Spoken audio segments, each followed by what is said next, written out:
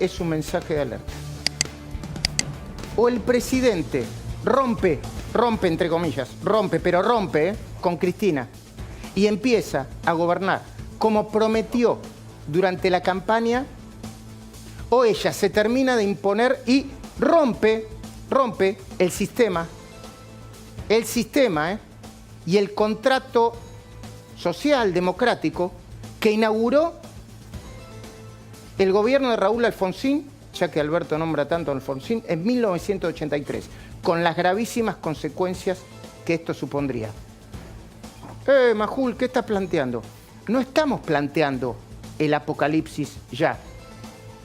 Estamos poniendo en contexto la peligrosa acumulación de intentos por transformar el orden político, la cultura política, desde que el gobierno asumió hasta el día de hoy. Empecemos por el final. El presidente está en su peor momento.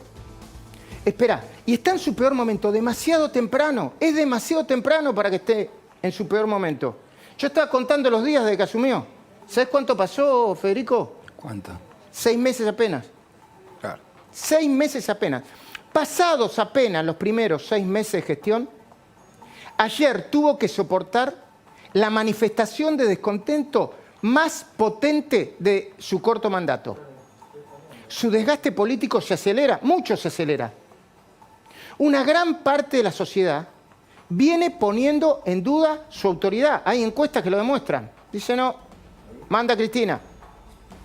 Y que ningún oficialista se engañe. El banderazo de ayer fue muy fuerte.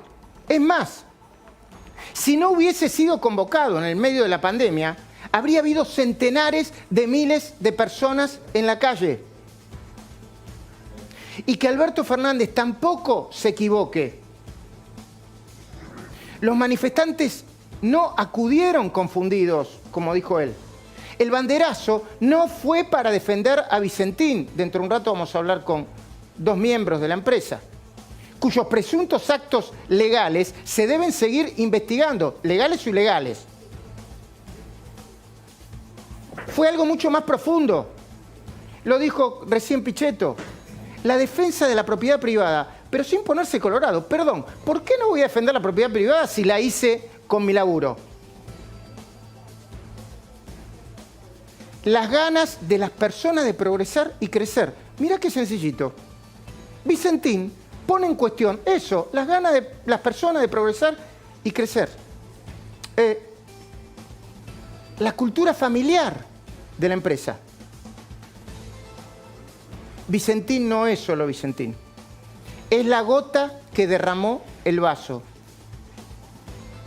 Es el último de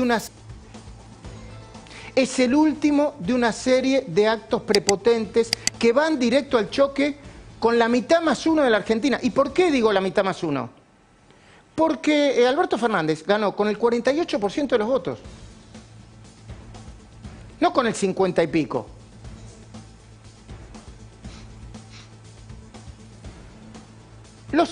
Estos actos de prepotencias son tantos y tan evidentes que resulta hasta tedioso enumerarlos.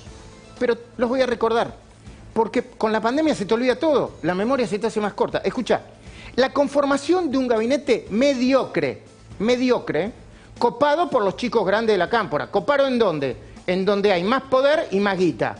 Yo no digo que se chorearon nada todavía, digo, agarraron las áreas donde hay poder y más guita.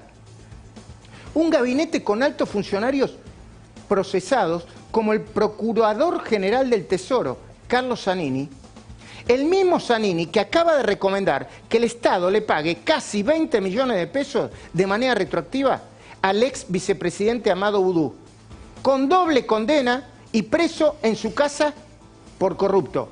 Voy de nuevo, doble condena y preso en su casa por corrupto. Dice Zanini que le tenemos que devolver 20 palos, de una. El intento fallido, porque fue fallido, de una masiva suelta de presos, incluido el corrupto confeso Ricardo Jaime y Martín Báez, hijo de Lázaro Báez. ¿Aprovechando qué? La pandemia, el COVID-19. ¿Querés más? Hay más. El aprovechamiento de la emergencia y después de la pandemia para hacer compras con sobreprecios y sin control. El aprovechamiento del COVID-19, de nuevo, para manipular las discusiones en el Parlamento. Acá está Pichetto. Yo después se lo voy a preguntar. A ver, la dirigencia política de la oposición está enojada porque los limitan a una actuación virtual, cuando en realidad todos los dirigentes, todos los funcionarios del gobierno hacen actos presenciales por todos lados. Eso es ventaja política. Te confinan al Zoom, te confinan en el Zoom, te ponen chiquito en el Zoom, te hacen menos relevante, y desde el punto de vista del oficialismo hacen lo que quieren, te llevan por delante, hablando de llevarte por delante. El tsunami de proyectos delirantes, a los que un día el presidente Alberto Fernández llama ideas locas, y al otro día convalida con el intento de intervención y expropiación de Vicentín. Pará, o son ideas locas, o estás con las ideas locas. No nos vuelvas locos hablando de locura. Las decisiones personalísimas y caprichosas de la vicepresidenta. Nosotros te contamos dos acá, que parecen chiquitas pero que son grandes. Desde el manejo discrecional de los millonarios fondos del Senado. Discrecional. Millonarios esos fondos. Hasta el capricho de querer cobrar 3 cheques del Estado. 3. El de vicepresidenta, en ejercicio, el de viuda del presidente Kirchner y el de expresidenta. Si lo logra, elevaría sus ingresos a casi 1 millón de pesos. Yo no tengo problema con que ganen bien los funcionarios del Estado. Ahora, en el medio de la pandemia, ¿necesitas 3 cheques para vivir? ¿3 cheques del Estado? En el medio de una pandemia sobre la que nunca habló la vicepresidenta, y en el medio de una economía destrozada, como bien vamos a hablar con Pichetto y después con Prat Gay. ¿Querés más? Hay más. El intento de copamiento de la Corte. ¿Para qué? Para pulverizar en la última instancia judicial las causas de corrupción que tanto la atormentan. Mirá que yo he discutido mucho con Pichetto sobre si correspondían los fueros o no. Pero Pichetto ha sido coherente en esto. Yo no pienso como él. Pero querer ampliar la Corte para que te pulvericen tus causas en última instancia es demasiado. El intento de la reforma judicial con el mismo objetivo. Te lo resumo, impunidad y venganza. Y venganza, porque viene la venganza. Ahora vamos un poco más allá. Porque después de prometer que haría lo imposible para terminar con la grieta, yo lo escuché, me lo dijo a mí un montón de gente, proponer una agenda de futuro, Alberto Fernández nos vuelve a meter en la pesadilla del pasado, en el déjà vu, no de lo bien que le iba a la Argentina, de la 125, y cada vez que nos habla de la pandemia, nos inyecta todavía más miedo todavía. De nuevo lo cito a Pichetto porque tiene una mirada interesante, Pichetto, sobre la pandemia. No es que hay que salir a lo loco, a la tonto y a lo loco a flexibilizar todo, pero la vida es riesgo también. La vida es riesgo también. Y no es bueno que en el medio de una cuarentena imperfecta estén todo el día, cuidado, ¿quieren salir a correr? ¿Vieron? Se lo merecieron, yo te lo dije. Somos gente grande, no necesitamos que nos anden retando ni metiendo miedo todo el tiempo. La respuesta de por qué pasa esto, nuestra respuesta, es porque el que tiene miedo es él. Porque el que gobierna con miedo es él. ¿Y de qué tiene miedo? Yo voy a hablar de política y de psicología también, ¿eh? Hace años que analizo la política. Y no soy psicólogo, pero tengo muchos años de paciente. Le mando saludos a mi psicólogo. Tiene miedo a las consecuencias de lo que significaría desobedecer o contradecir a Cristina. Esto es peronismo puro. Miedo a romper el vínculo. Miedo a que se desate dentro del gobierno y del peronismo una lucha infernal. Y quizá, porque ese miedo lo agobia, no actúa como un presidente elegido, sino como un subordinado, desde el punto de vista psicológico, sometido. ¿Se entiende lo que quiero decir, Federico? Perfectamente. Psicológicamente. Sí. Después, más adelante, te voy a analizar un tuit semánticamente para que veas quién tiene el poder. Bueno. A ver, ¿quieren saber por qué pienso esto? En la última entrevista que le hice, ya como presidente, yo le pregunté a Fernández si alguna vez se había psicoanalizado. Me respondió que no. No te hace mejor o peor psicoanalizarte o no, ¿eh? Pero si lo hubiera hecho, tal vez, no sé, habría entendido algo más sobre el miedo y el sometimiento. Mirá, las personas que son sometidas por otras a través del miedo, con la herramienta del miedo, cuando no pueden rebelarse frente a esta persona que los somete, tienden a descargar su frustración intentando incomodar y humillar a otras, ¿no? Las que tienen menos poder. Totalmente.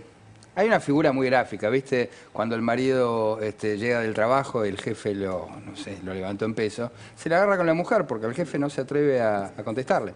Eso estamos viendo.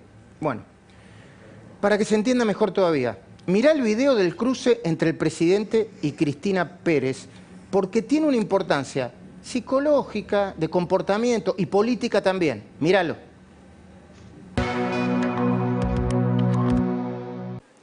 Ha generado mucha preocupación en el clima de negocios el hecho de que usted pasara de decir que eran ideas locas, que el Estado quisiera quedarse con las empresas, a en solo días ordenar la polémica y cuestionable intervención de una empresa privada que estaba en manos de un juez su concurso. A mí me encantaría que la pregunta hubiera funcionado. La pregunta funcionaría mucho mejor si Cristina deja de lado los adjetivos. La periodista soy yo, usted es el presidente, disculpe, pero tengo derecho a expresarla como me parezca. Pero por eso le digo, usted dígalo como quiera, pero ya el solo hecho de adjetivarlo supone, yo quiero marcárselo al oyente, porque el solo hecho de adjetivar como polémica y cuestionable, bueno, diga, yo creo que es así, entonces yo eso lo entiendo, pero eso no es el común, eso es lo que usted cree. Ahora le voy a contestar a su inquietud. Le puedo decir por qué le dije polémico o cuestionable. Si usted desea, se lo puedo decir por qué le dije polémica. Porque usted lo cree. No, porque la Constitución no le da atribuciones al Poder Ejecutivo para intervenir en una empresa privada de esa manera, a través de un decreto, por ejemplo. Está equivocada. No, está equivocada. Yo lo que le recomiendo entonces es que además lea la Constitución. La Constitución, por razones de utilidad pública, puede expropiar, el Poder Ejecutivo puede expropiar bienes. Te felicito, Cristina Pérez, pero no lo hago de manera corporativa, ¿eh? ¿Y sabes por qué te felicito? Porque lo que hiciste, más allá de la periodista, de la buena periodista que sos vos, representa un límite al miedo y al maltrato del poder. Lo hicieron muchos, Diego Leuco. Me estoy acordando de una entrevista que le hizo Guadalupe Vázquez esta semana junto con Sergio Berestein, que también fue respondida con chicana. Y Guadalupe, te felicito a vos también, y a Sergio Berestein también. Porque es un mensaje para poner límites. Es un mensaje a favor de la libertad y contra la prepotencia. Pero siguiendo con el análisis, no es ninguna novedad que Cristina Fernández condujo desde que se inició en la política con una herramienta exclusiva, la del miedo. Ya en Santa Cruz nos vino a contar Mariana Zubik el domingo pasado cómo hacía. Ahora intentemos comprender por qué lo hace. ¿Por qué gobierna y hace política con miedo, Cristina? ¿Por qué trata a Oscar Parrilli como lo trata? Perdón, que de nuevo está Pichetto acá, pero yo tengo muchos cuentos del Senado, ¿eh? A una de las pocas personas que no la podía pasar por encima es a Pichetto. ¿Por qué?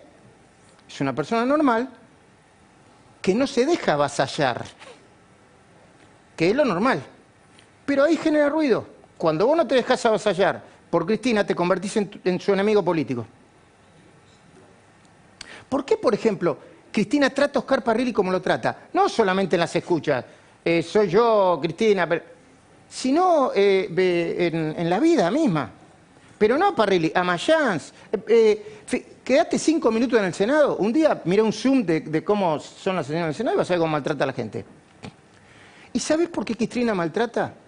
Perdón que me meto en tu terreno. No, por favor. Lo hace porque ella misma también tiene miedo. ¿Y miedo a qué? Miedo a algo que no puede controlar. ¿Miedo a qué? Miedo a no poder desaparecer las causas. Miedo a ser recordada como la presidenta más procesada y eventualmente condenada por decenas de hechos de corrupción. ¿Y en qué nos basamos para afirmar esto? para afirmar que Cristina maltrata y somete e impone en base a su propio miedo. ¿Por qué lo decimos? Lo decimos porque vimos los datos del Observatorio de la Corrupción del Poder Judicial, los que publica la Corte, creado por la Suprema Corte en 2016. Son estadísticas tremendas que demuestran que es casi imposible que ella pueda zafar. Ahora, dentro de un rato, Silvina Martínez, vamos a hablar de eso con ella.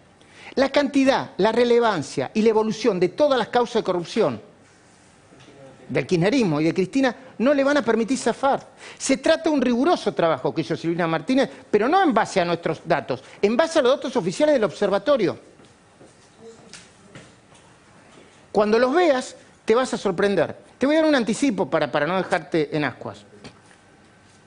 Este trabajo demuestra que el lawfare no existe, que es una construcción mentirosa, porque la mitad de las causas que hoy involucran a Cristina empezaron mucho antes de la asunción de Mauricio Macri. ¿Entendiste? La mitad. La mitad. Que con los cuellos de botella y la burocracia del sistema, no hay manera de que ella zafe de pasar los últimos años de su vida recorriendo los pasillos de tribunales. No hay manera. No es que yo lo provoco o que hay una conspiración. No hay manera. Que la actual Corte Suprema no tendría ningún instrumento idóneo, aunque quisiera, para anular, contaminar o hacer desaparecer los 30 juicios orales que ya están en marcha, que ya se abrieron, aunque se mueven lento a paso de tortuga. Que el intento de voltear, que era clave esto, la causa de la obra pública para que se caigan otras, como los Sauces y Otesur, fracasó ¿cuándo? Esta semana. Bien el fiscal, bien los jueces. Es decir, que para lograr la impunidad que Alberto le habría prometido a cambio de la presidencia a Cristina, tendrían que pasar cosas muy extremas. Pensemos qué cosas, rápidamente. Que pasen todos los jueces a comisión. ¿Viste esa locura que quería Mempo Giardinelli? Que pasen todos los jueces a comisión. Señores jueces, que se anulen todos los juicios y que cambien a toda la Corte, pero todo en un mismo movimiento, Que nos metan presos a todos los periodistas que informaban y cierren los medios donde trabajamos, como en Venezuela. Que Alberto firme un indulto.